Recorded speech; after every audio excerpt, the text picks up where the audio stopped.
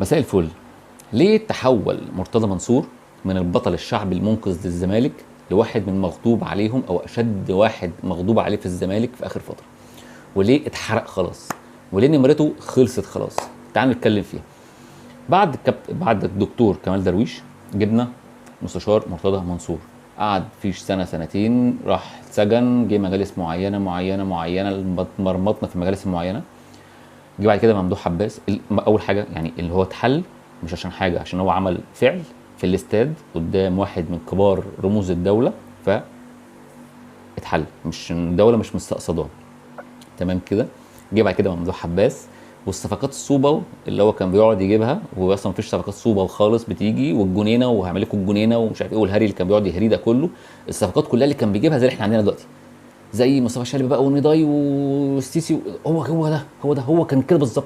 احنا قعدنا 4 سنين في الحوار ده.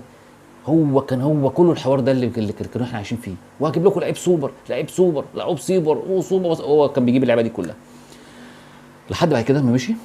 جه مرتضى منصور بدانا ناخد دوري، بدانا ناخد كاس، فحسينا ان في ايه ده، احنا بدانا نرجع تاني. هو مش انجاز، لان الطبيعي بتاعنا احنا كنا بناخد افريقيا وبناخد دوري وبناخد سوبر وبناخد كاس وبنتنافس في كل البطولات اللي بنخشها وبنتنافس فيها وبناخدها بنسبه كبيره كمان. كنا تقال يعني افريقيا دي بالنسبه لنا كانت عادي، ناخد افريقيا عادي يعني. دلوقتي افريقيا بقى لنا حاجه 20 سنه ما خدناش، فالموضوع بهوأ.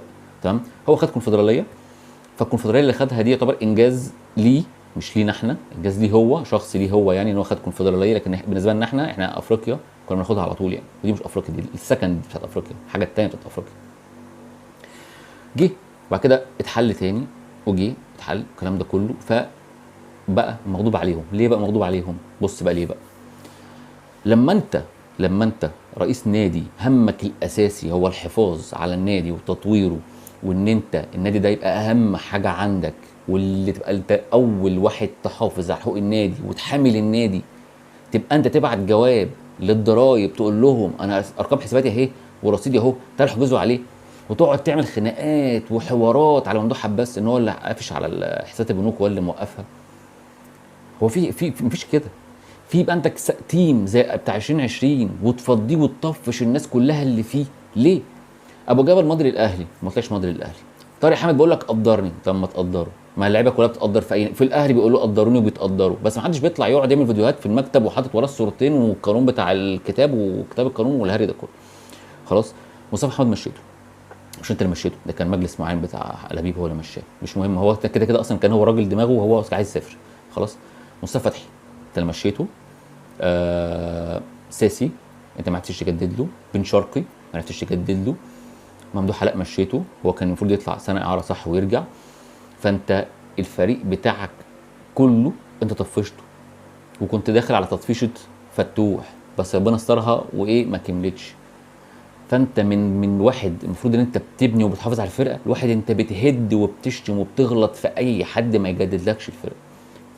امام عاشور امام عاشور اخر واحد انت بعته في صفقه مشبوهه. خلاص. كهربا اللي انت قعدت تقول انا ما اعرفش ايه وعقده ومش عقده، راجل بيلعب اهو. كهربا اهو قاعد عمال بيلعب، والله اعلم هيتوقف 6 شهور ولا مش هيتوقف 6 شهور. انا هجيب لكم نادي القرن، وعنش اي حاجه خالص ولا بجنيه، وعمال يجعجع بس ويعمل يافطه ويعلق اليافطه وينزل اليافطه ويطلع اليافطه وينزل اليافطه. هعمل لكم نادي بتاع 6 اكتوبر. هو البلدوزر راح لف لفتين كده ب 20 جنيه وراح مرجعه تاني، كان مأجره يوم او مأجره 3 4 صور، مش مأجره يوم. عشان كده تحول من ده لده.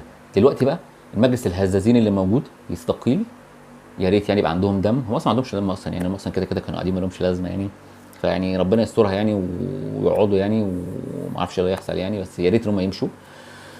فكره الفيديو اللي اتعمل في اتحاد الكوره ده قرار اتحاد الكوره، مش اتحاد الكوره، ده قرار اكيد اعلى من اتحاد الكوره، اتوجه لاتحاد الكوره وجمال علام ان هو يخلي مرتضى منصور يبعد خالص عن الزمالك علشان ما يحصلوش حاجه.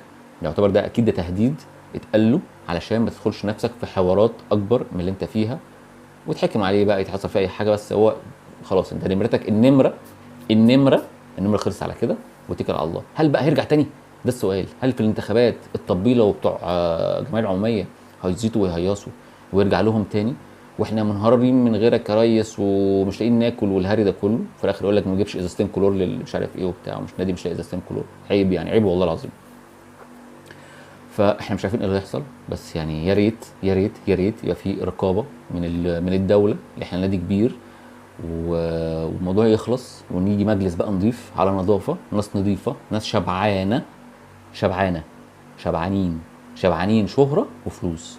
لان اي حد بيجي الزمالك يا جعان شهره يا جعان فلوس، احنا عايزين حد شبعان فلوس وشبعان شهره. شكرا.